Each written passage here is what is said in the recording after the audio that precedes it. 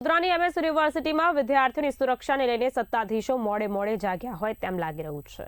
યુનિવર્સિટીમાં વધતી મારામારીની ઘટના, છેડતીની ઘટના બાદ યુનિવર્સિટી સત્તાધીશોએ મોટો નિર્ણય લીધો છે। 1 ફેબ્રુઆરીથી યુનિવર્સિટીમાં સિક્યોરિટીનો નવો કોન્ટ્રાક્ટ અમલમાં મુકાશે। પહેલીવાર યુનિવર્સિટીમાં એકસાથે 3 સિક્યોરિટીને કોન્ટ્રાક્ટ આપવામાં આવ્યો છે। સિક્યોરિટીના 200 જવાનો યુનિવર્સિટીની સુરક્ષા માટે મૂકવામાં આવશે। યુનિવર્સિટીના એન્ટ્રી એક્ઝિટ પોઈન્ટ પણ સીમિત કરવામાં આવશે। યુનિવર્સિટીમાં એઆઈ કેમેરા નાખવાની પણ સત્તાધીશોની વિચારણા છે। જ્યારે એમએસ યુનિવર્સિટીની વાત કરીએ તો એમએસ યુનિવર્સિટીનું ક્યાં ને ક્યાં આપણે સુરક્ષાના નામે બદનામ થતી જોવા મળે છે, જેના કારણે અસામાજિક તત્વો આપણી ફેકલ્ટીમાં આવી અને ગુંડાગર્દી કરે છે અને ફેકલ્ટીનું નામ વિશ્વ સ્તરે ખરાબ કરી રહ્યા છે। પરંતુ જ્યારે વાત કરીએ કે એમએસ યુનિવર્સિટીના વાઇસ ચાન્સેલર દ્વારા મીડિયા સામે અને પબ્લિક કરવામાં અમુક વસ્તુ આવી રહી હતી કે જેની અંદર 200 જવાનો છે, અમુક ફેકલ્ટી અમુક એમએસ યુનિવર્સિટીના જે ગેટ છે તેને બંધ કરી દેવામાં આવશે।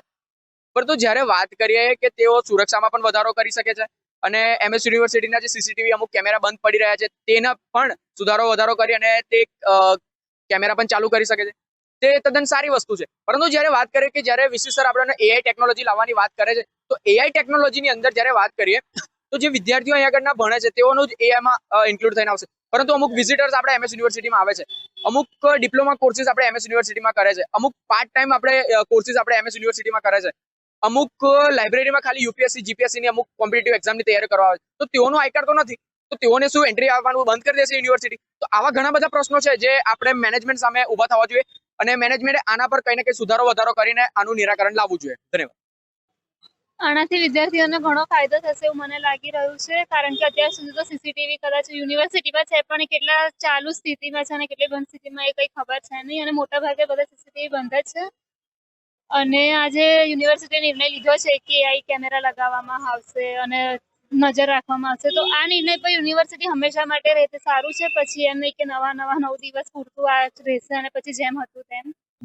આ વખતે મહારાજા સયાજીરાવ યુનિવર્સિટી ઓફ બરોડાની જે નવી સિક્યોરિટી સર્વિસીસ છે તેનું ટેન્ડર બહાર પાડવામાં આવ્યું હતું અને તે ટેન્ડર ખુલ્યા બાદ તેની જે પરચેઝ રિલેટેડ ફોર્માલિટીઝ હોય તે પણ પતી ગઈ છે। એક્ઝિક્યુટિવ કાઉન્સિલની અંદર તેનું રિઝોલ્યુશન પણ થઈ ગયું છે અને નેક્સ્ટ મંથથી ટૂંક જ સમયની અંદર નવી સિક્યોરિટી સર્વિસીસ સજ્જ કરવામાં આવશે।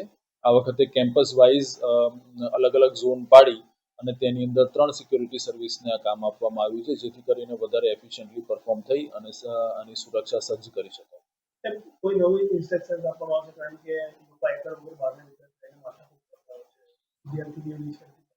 હા, એટલે સિક્યોરિટી સર્વિસીસ ના અમુક લિમિટેશન હોય છે કે મહારાજા સયાજીરાવ યુનિવર્સિટી ઓફ બરોડાનું કોઈ 1 કે 2 ગેટેડ કેમ્પસ નથી। આ એક પોરસ કેમ્પસ છે અને થ્રુ આઉટ ધ કેમ્પસ એનું ઇઝી મૂવમેન્ટ થઈ શકે છે અને એની એન્ટ્રી અને એક્ઝિટ એવી ફિક્સ નથી।